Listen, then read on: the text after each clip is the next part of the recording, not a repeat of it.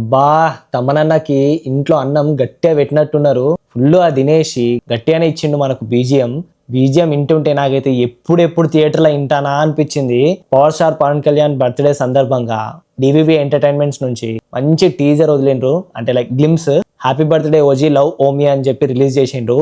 Imran Hashmi voice తోని ఉంటదిరా బాబు, కేక అసలు. ఆ ప్రజెంటేషన్ హ్యాపీ బర్త్డే ఓజీ అని అంటాడు, అబ్బా ఏమన్నాడా ఇమ్రాన్ హష్మి ఆ సిక్స్ ప్యాక్ బాడీతోని. అబ్బా సూపర్ అంటే సూపర్ ఉన్నాడు ఇమ్రాన్ హష్మి.